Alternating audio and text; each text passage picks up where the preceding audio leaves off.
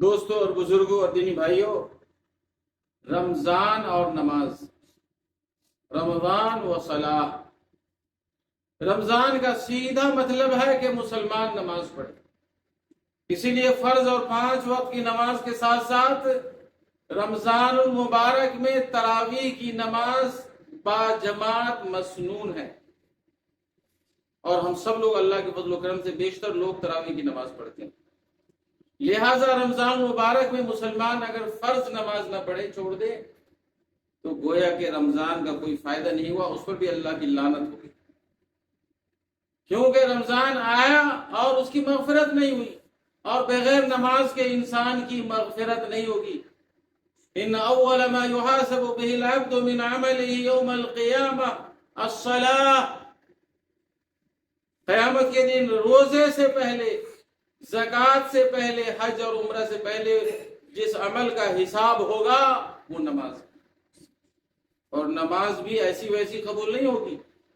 اگر نماز اس کی بہتر رہی، سنت کے مطابق رہی، تو وہ کامیاب اور کامران ہو گیا، اور نماز اس نے جلدی جلدی والی پڑھی، کوے کی چونچ کی طرح ٹھوکر مارا زمین پر، سجدہ صحیح سے نہیں کیا، اطمینان اور خشوع خضوع کا خیال نہ رکھا، تو اس کے منہ پر نماز مار دی جائے گی، وَنَعُوذُ بِاللَّهِ۔ تو خیال کیجئے کہ جو آدمی 30 دن کا روزہ رکھتا ہے یا نہیں رکھتا اور نماز ہی نہیں پڑھتا رمضان میں، تو رمضان میں اگر کسی نے نماز نہیں پڑھی تو اس کے روزے قبول نہیں اللہ پاک، اور اس کا صدقہ قبول نہیں اللہ پاک کو۔ نماز شرط ہے عبادت کی قبولیت کے لیے، اس دلیل کی روشنی میں اور بھی دلیلیں موجود۔ سب سے پہلے نماز کا حساب ہوگا توحید کے بعد۔ تو مسلمانوں نے کیا سمجھا ہوا ہے کہ وہ اپنی مرضی کا مالک ہے، جو دل کہے وہ کرے گا، یہ نہیں چلے گا۔ اللہ پاک نے جو ہمیں پیدا کیا ہے اپنی عبادت کے لیے پیدا کیا ہے، اللہ پاک نے ہمیں اپنی ڈیوٹی کرنے کے لیے پیدا کیا ہے، اور مومنوں کے لیے نماز ڈیوٹی ہے۔ جو ڈیوٹی کرے گا، نماز پڑھے گا، اس کے لیے جنت ہے، جو نماز نہیں پڑھے گا اس کے لیے جہنم ہے، ونعوذ باللہ۔ العہد الذی بیننا وبینہم الصلاۃ۔ پھر نبی صلی اللہ علیہ وسلم نے فرمایا کہ میرے درمیان اور ان کے درمیان جو عہد ہے وہ نماز ہے۔ فمن ترکھا فقد کفر۔ جس نے نماز چھوڑ دی اس نے کفر کر لیا۔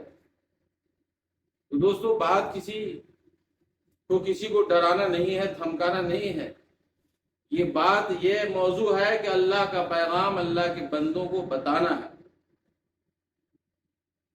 آپ نے رمضان میں نماز پڑھ لیا، باقی دنوں میں نماز نہیں پڑھے، شوال سے نماز کو بائی بائی کہہ دیا، تب بھی اللہ پاک کو یہ رمضان کی نماز قبول نہیں ہے، اس لیے کہ نماز نہیں پڑھنے سے باقی سارے عمل ضائع ہو جاتے ہیں۔